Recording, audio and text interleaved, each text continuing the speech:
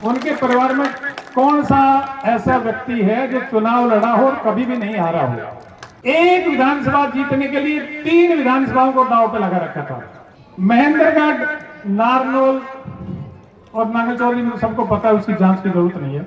आए हुए सभी हमारे मेहमानगण, स्टेज पर उपस्थित महेंद्रगढ़ से माननीय विधायक मेरे छोटे भाई कंवर सिंह जी,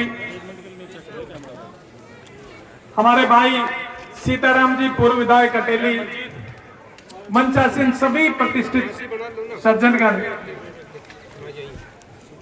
और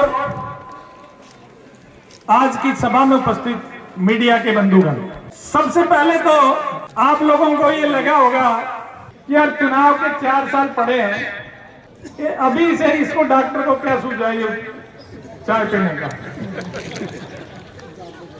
तो भाई चुनाव के लिए चाय नहीं है। मुझे पता लगा कि द्वारका वालों की चाय बहुत अच्छी होती है, बड़े बड़े नेता पीने आते हैं यहाँ चाय।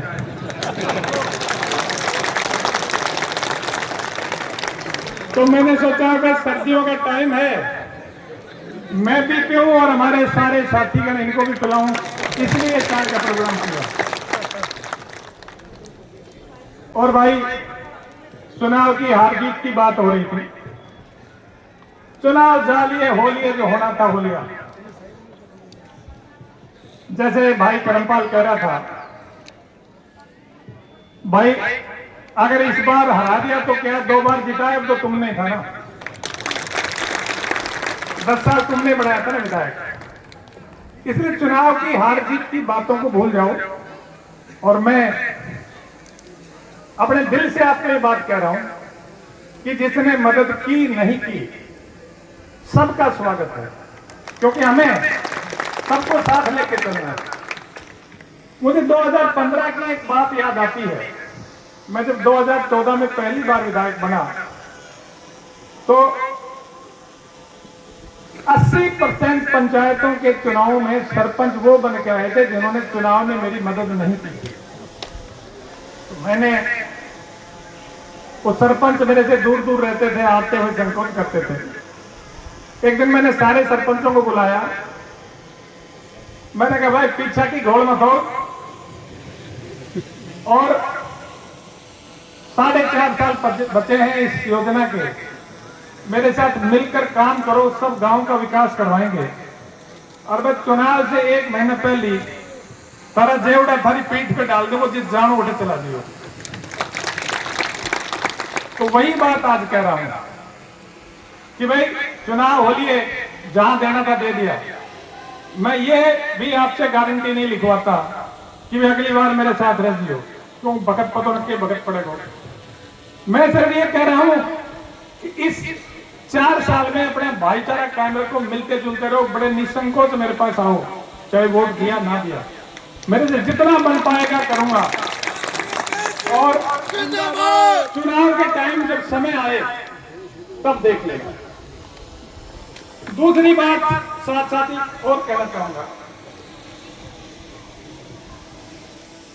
कि सोशल मीडिया पे जो संदेश गया था उसमें गया था कि भाई अभय सिंह चाय चला रहा है।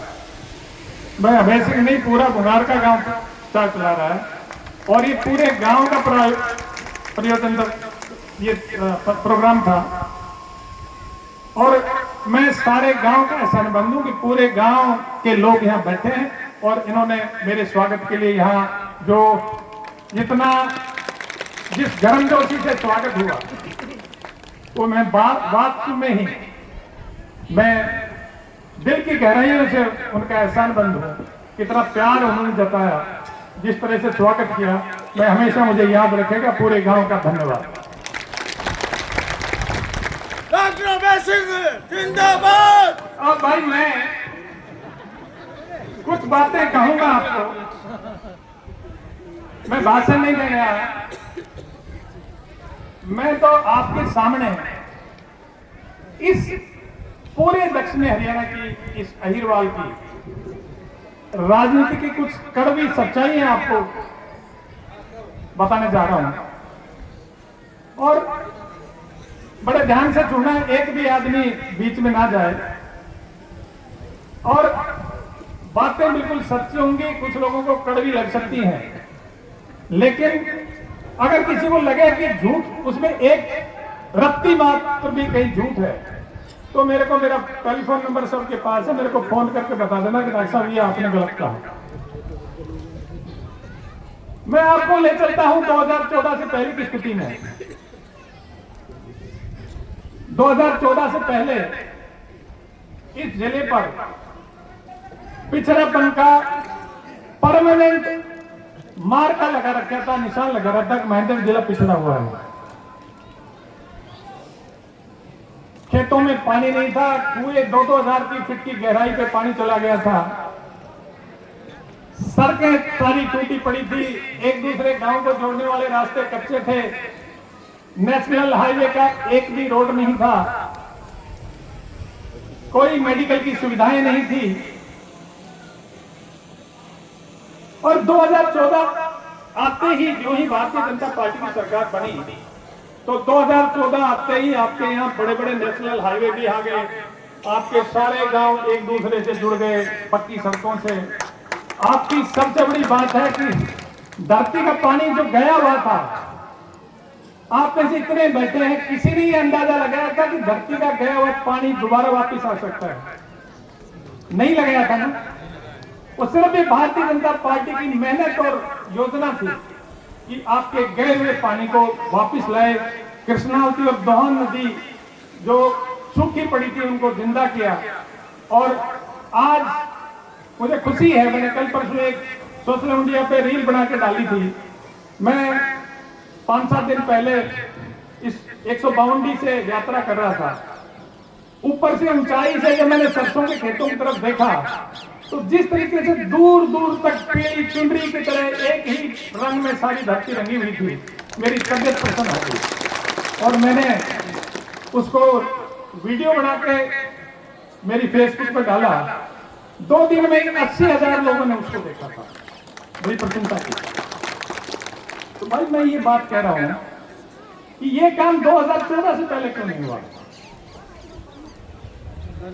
वोट तो हम देते आए हैं, सांसद और विधायक भी हमने खूब बनाए हैं, और हमने 3-3 पीढ़ियों को विधायक और सांसद बनाया।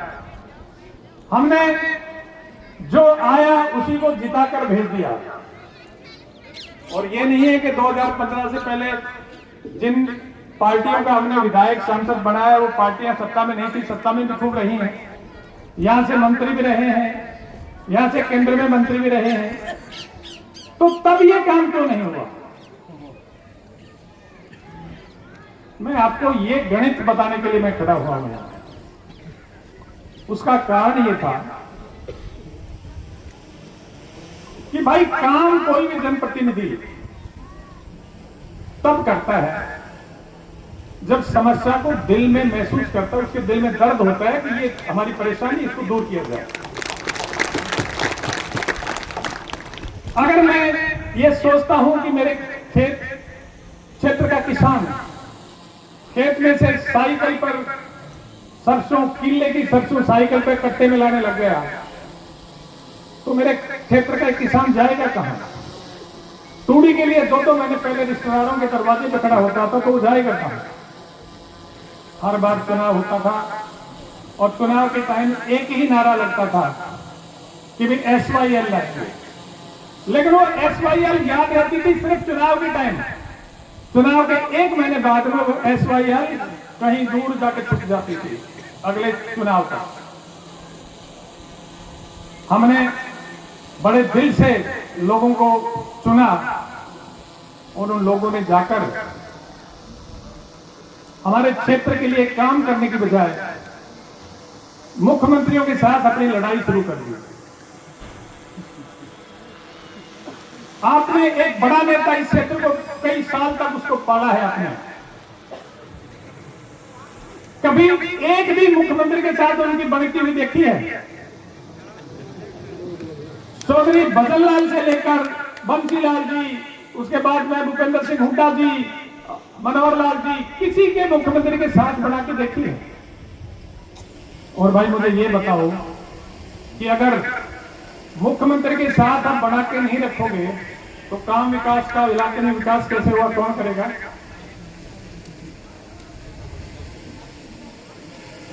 और इलाका पिछड़ता चला गया। 2014 में हमारे जैसे सामान्य परिवारों के आदमी, चाहे मैदानी से बना हो, चाहे तेली से बना हो, चाहे नानों से बने हो, हमारे जैसे सामान्य परिवारों के आदमी विधायक बने और हमें ये पीड़ा थी, टीस थी कि हमारा इलाका बर्बाद हो रहा है। अगर आपको याद होगा, विधानसभा की अपनी स्पीच में पहली बार विधानसभा में कहा था, तो मैंने पानी का मुद्दा उठाया था और मैंने कहा था कि लिफ्ट इरिगेशन सिस्टम को इसको सुधार के हमारे इलाके को पानी दो। हमारी तो बाल्टी टूटी पड़ी, अब टूटी बाल्टी में पानी कैसे जाएगा? और जब जो ये नेता आज मेरे अंदर खामियां निकालते हैं, कमियां निकालते हैं, जो लोगों को भड़काते हैं रोजाना, वो जब एसी के कमरों में, रजाइयों में सोए हुए थे, तब मैं अपनी उनसे नारनौल तक कच्ची पटरी पर इस नहर के साथ टांग रहा था। और ये काम सोने से नहीं होते। और उसके बाद में अगला इसका पक्ष देखिए, मैंने किसी को कभी किसी के खिलाफ नहीं बोला, किसी को कभी कुछ नहीं कहा।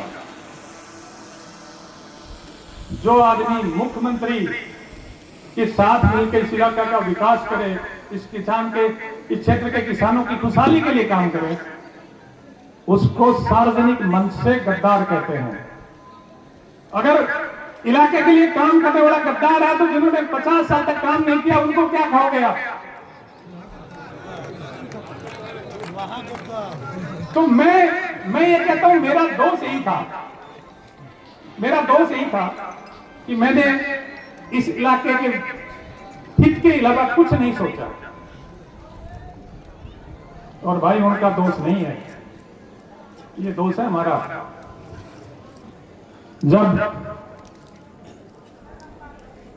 मुख्यमंत्रियों के खिलाफ वो लोग बोलते थे, तो हम उनको राजा और बब्बर शेर कहते थे।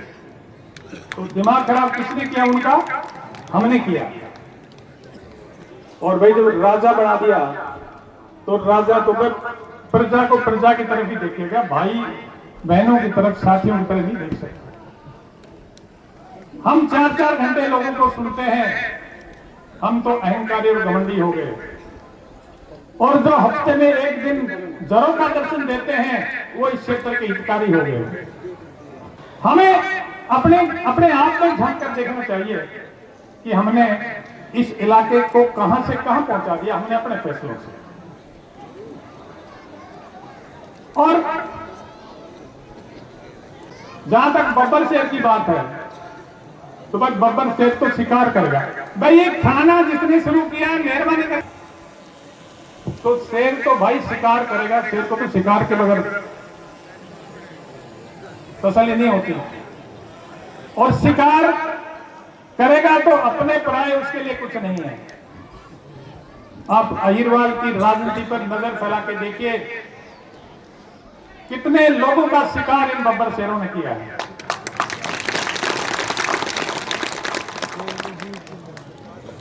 मैं आपको सिर्फ एक बात समझाना चाहता हूं, क्षेत्र के भविष्य की बारे में मैं बात कर रहा हूं, नवयुवकों के भविष्य की बात कर रहा हूं। भाई, अगर इस क्षेत्र में ये शर्त लग गई राजनीति में कि भी केवल एक परिवार की खुशामद जो करेगा वही राजनीति में जिंदा रहेगा, तो आप ये बताओ, उस क्षेत्र की राजनीति को आप कहां ले जाओगे, किस तरह ले जाओगे? जब उनसे उपलब्धियों के बारे में बात पूछी जाए, तो उनके जो टेरिये हैं सोशल मीडिया पे, वो कहते हैं कि 5 बार MP, 3 बार MLA, मंत्री, ये वो। भाई, हम मानते हैं कि मंत्री MLA रहे हैं, पर भाई ये तो बताओ कि इतने साल में आपको 50 साल से जिताते आ रहे हो, सारे पद मिले हैं, आपने इलाके के लिए गिनाने के लिए तो बताओ कि मैंने ये किया है। केवल जो व्यक्ति थोड़ा सा चर्चा होने लग जाए किसी की, मैंने काम किया, मेरे प्रति लोगों का झुकाव हुआ, लोग चर्चा करने लगे, और जब चर्चा करते ही और शेर को तो भूख लगाई गई। तो मैं केवल आपको ये समझा रहा हूं कि इस इलाके की राजनीति के बारे में देखो, सोचो। एक सामान्य परिवार का आदमी संघर्ष करके इलाके के लिए कुछ करने की कल्पना के साथ मैदान में आता है, और उसको सिर्फ इसलिए रास्ते से हटा दिया जाता है कि वो उनकी आने वाली विरासत के रास्ते में रोड़ा हो सकता है। तो ये कब तक चलेगा, कौन सुनता रहेगा? और भाई, मुख्यमंत्री के सपने लेते हैं बढ़ने के, मुख्यमंत्री हमेशा पार्टी हाईकमान बनाती है। पार्टी की कुछ मर्यादाएं होती हैं, उन मर्यादाओं के भीतर रह के ही पार्टी का नेतृत्व कुछ लोगों का चयन करता है किसको क्या बनना है। आप पार्टी की विधायक दल की मीटिंग में अपने विधायकों को पार्टी के फैसले के खिलाफत करने के लिए खड़ा कर दो। आप पार्टी के मुख्यमंत्री के खिलाफ अपने विधायकों से प्रेस कॉन्फ्रेंस करवाने लग जाओ। आप हर मुख्यमंत्री से स्टेज पे बिगाड़ रखो, और अब तो हद हो गई। कल परसों सोशल मीडिया पे एक लड़के ने वीडियो डाल रखा था, उसमें एक जगह वो कहता है कि एक हाउस का नाम लेता है कि वो हाउस तो नर्सरी है नेताओं की। मुझे हंसी आई।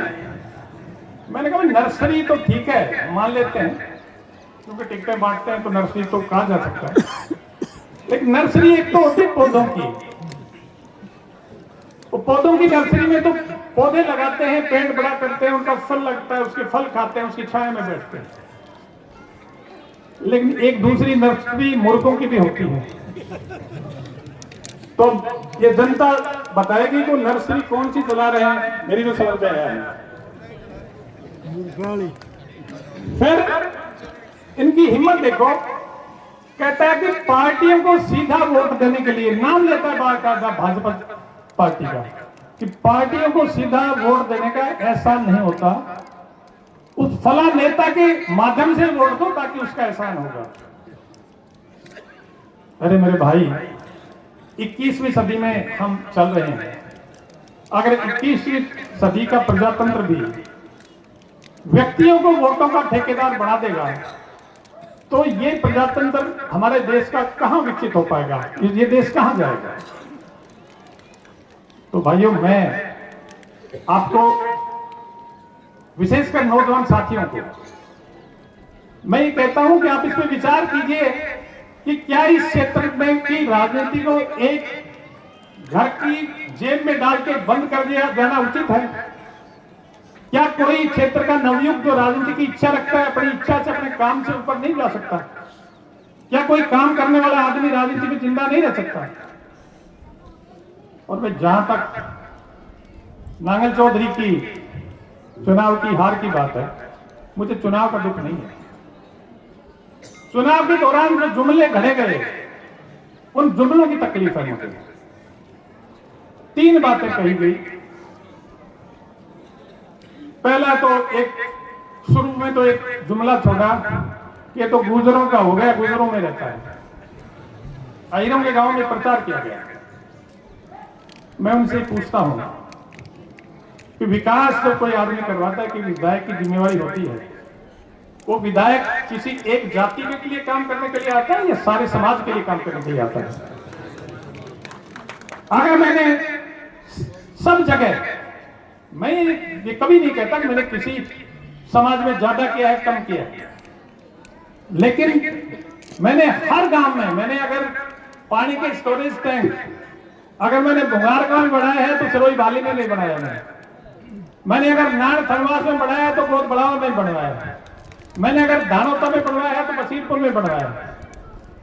मैं हर सब गांवों को, अगर मैं इधर अलीपुर में बनाया है तो निजामपुर में छीलों में बनवाया है।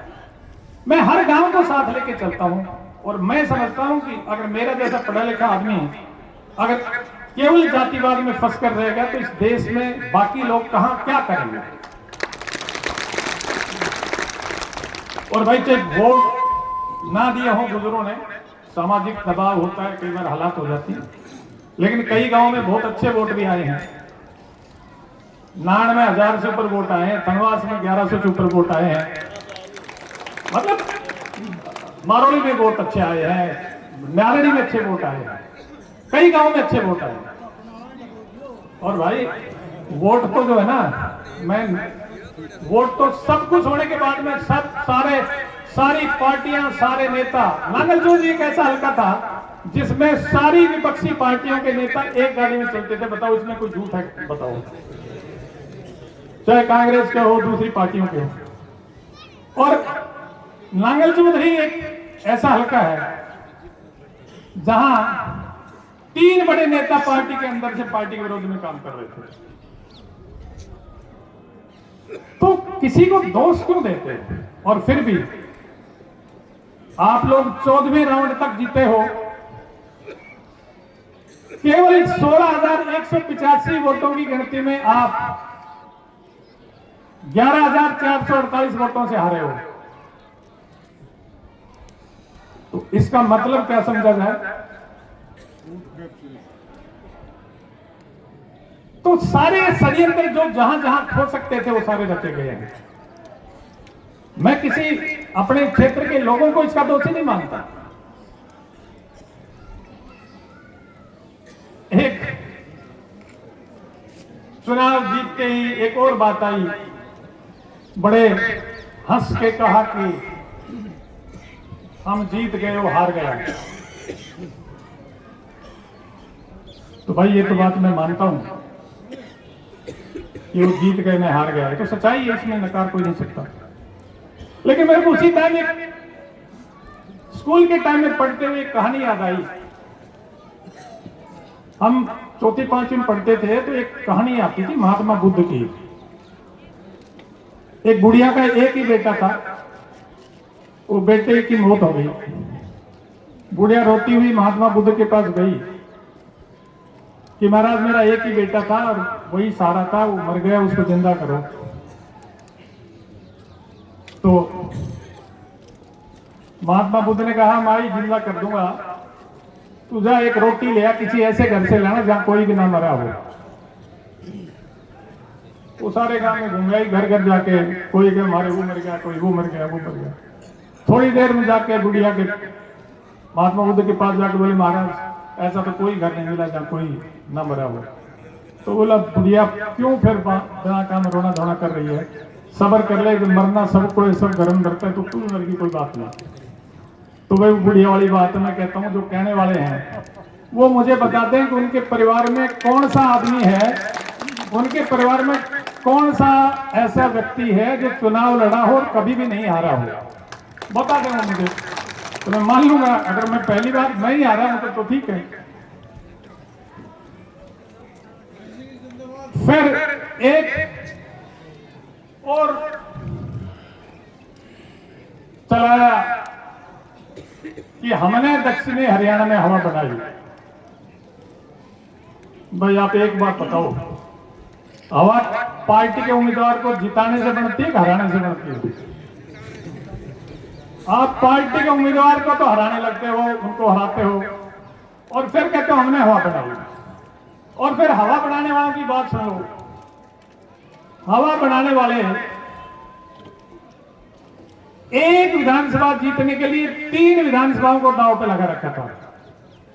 ये प्रेस मीडिया के साथी यहां खड़े हैं, मैं इनको निमंत्रण देता हूं। महेंद्रगढ़, नारनौल और नांगलचौरी में सबको पता है, उसकी जांच की जरूरत नहीं है। उन दोनों हलकों में भी आप जाके, आप फौजी पत्रकार हो, आप पता कर लो जो हवा बनाने वाले हैं उनकी सेना किस उम्मीदवार के साथ लग रही थी। सारे के सारे अपने सेनापतियों को कांग्रेस के उम्मीदवारों के साथ लगा रखा था, क्योंकि वो कांग्रेस के उम्मीदवार उनको अटेली में मदद कर रहे थे। ये सबको पता है, सत्य है। अब एक सीट को जीतने के लिए आप 3 विधानसभाओं को अपने पार्टी की तो दांव पे लगाते हो और फिर ये कहते हो हमने हवा बनाई। भाई हवा तो तुमने बिगाड़ने में कोई कसर नहीं छोड़ी, पर बच गए ये। मैं कहना नहीं चाहता मेरे भाई कंवर सिंह बैठा है यहाँ, इसको तो भाई पानी ने बचा लिया कंवर सिंह को। तो वहां हमने मिलकर वहां पानी का बहुत काम किया था, और वे नारनौल वाले को मुख्यमंत्री नायब सैनी ने बचा लिया। सैनियों ने सारे वोट इकट्ठे डाल दिए। मैं तो उन्होंने तो सौदा कर लिया था 3 विधानसभाओं का। हवा बनती है पार्टी के काम से। हवा पार्टी की बनी, खेतों में किसानों के पानी पहुंचाने से हवा बनी, इस क्षेत्र में लॉजिस्टिक हब लाने में हवा बनी, इस क्षेत्र में मेडिकल कॉलेज लाने में हवा बनी, इस क्षेत्र के गांव के रास्ते बनाने में हवा बनी, इस क्षेत्र में किसानों के को सम्मान निधि देने में बार बार किसानों के खाते में पैसा है, उससे हवा बनी। हवा किसी का काम बिगाड़ने वालों से नहीं बनती, हवा तो काम से बनती है। भारतीय जनता पार्टी ने इतना काम किया तो इस पार्टी का गुणगान करना चाहिए। हवा तो भारतीय जनता पार्टी की वजह से बनी है, व्यक्तियों की वजह से नहीं बनी। एक और सगुफा बार बार करते रहते हैं, पता नहीं क्या, मुझे नहीं पता, राजनीति समझ नहीं आती। अपने आप ही तो कहते हैं मैं रिटायर हो रहा हूं, और अपने आप ही फिर मोदी जी का मुकाबला करते हैं कि मोदी जी नहीं रिटायर हो तो मैं क्यों रिटायर हूं। भाई आपको किसने कहा रिटायर होने के लिए? किसी ने ना, पार्टी ने कहा, ना गांव के किसी अपने इलाके किसी व्यक्ति ने कहा। और भाई मोदी जी का मुकाबला करते हो तो उतना बड़ा दिल भी रखो, सहन शक्ति रखो। वो पता नहीं क्या क्या सहन करते हैं। और मोदी जी तो इस देश के लिए दिन रात सोचते हैं, इतने साहसिक फैसले करते हैं, देश को कहां से कहां पहुंचा दिया। आप अपनी तुलना तो कम से कम किसी अपने बराबर के आदमी से करो, इतने बड़े व्यक्ति से जिसने देश का नाम है, सारी दुनिया भी उनको पूछती है, उनके साथ अपना मुकाबला करते हैं। तो बातों को ठीक तरीके से, ठीक ढंग से करना चाहिए। और भैया एक अंतिम बात आपको और कह रहा हूं, वो बहुत महत्वपूर्ण है, और मैं व्यतीत हूं, दुखी हूं उस बात से। आपके सामने माननीय मनोहर लाल जी के आशीर्वाद से, अभी सीताराम जी कह रहे थे कि मनोहर लाल जी की भी जय बोलो क्योंकि उन्होंने बहुत काम किया है। मैं कहता हूं उस व्यक्ति ने इस इलाके को जो दिया है वो ना किसी मुख्यमंत्री ने दिया है, और आगे हो सकता है कोई दे दे, लेकिन उस व्यक्ति की बहुत बड़ी देन है इस इलाके। इस इलाके की पानी की समस्या को माननीय मनोहर लाल जी ऐसे व्यक्ति थे जिन्होंने हर महीने इसके बारे में प्रोग्रेस पूछते थे क्या रहा, और कोई भी काम जब उनको कह दिया, ये जो वाटर टैंक जो 4 एकड़ में जो स्टोरेज टैंक बढ़ाए, इस बार ये करमपाल कह रहे थे कि इसमें जादमा ढाणी और दताल में इंजन चले हैं, वो इंजन उन टैंक्स पे चले हैं।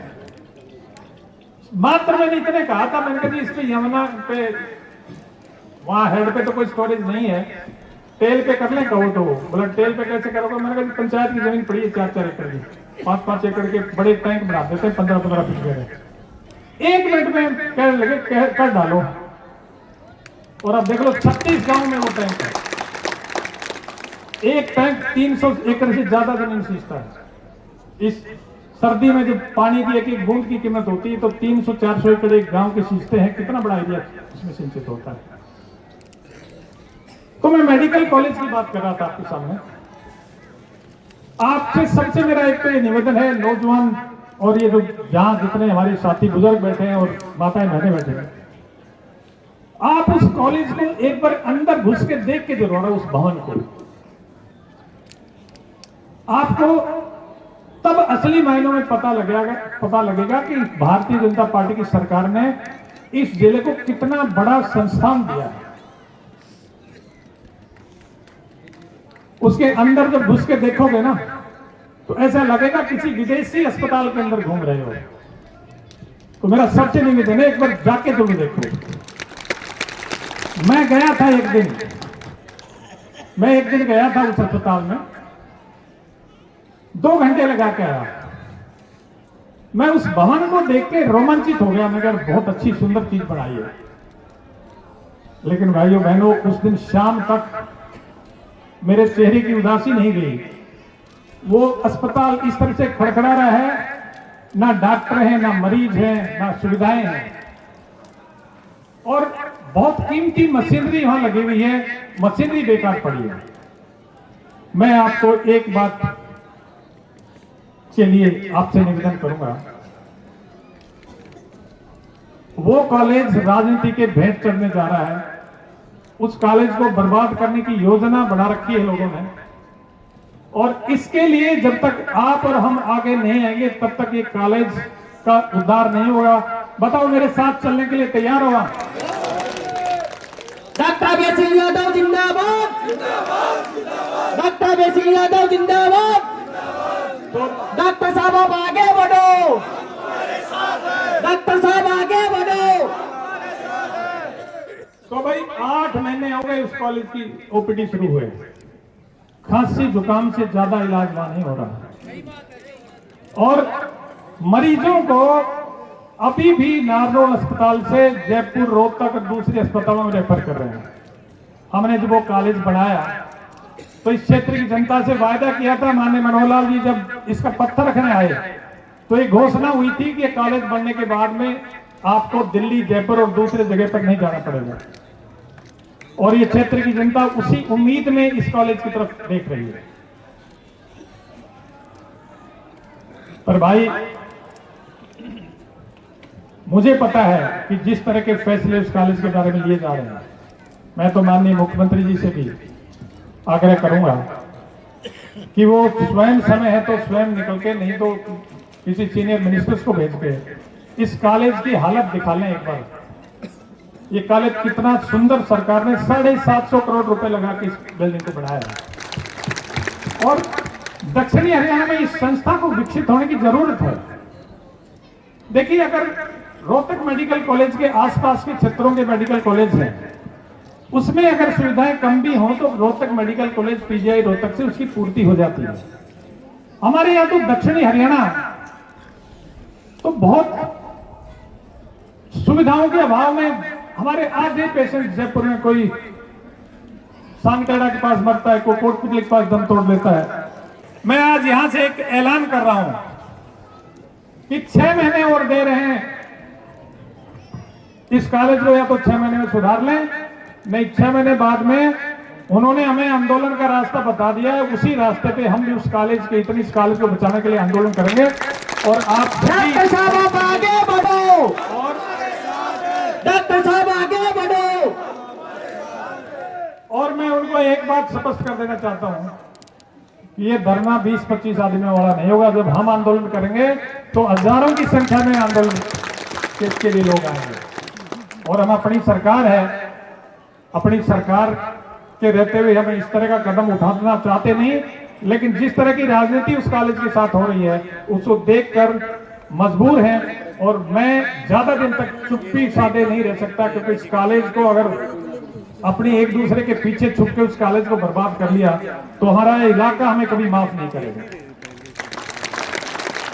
और भाइयों, मुझे और कुछ नहीं चाहिए, आप लोगों ने मुझे प्यार जितना दिया है, मैं जहां भी नांगल चौधरी हल्के के बाहर भी जाता हूं, 3-4 हल्कों में, कभी राजस्थान की बहरोड तहसील, खेतड़ी तहसील, जो लोग मुझे नहीं भी जानते वो भी नाम सुनते बड़े प्यार से मेरे को सम्मान देते हैं, बड़ा प्यार करते हैं।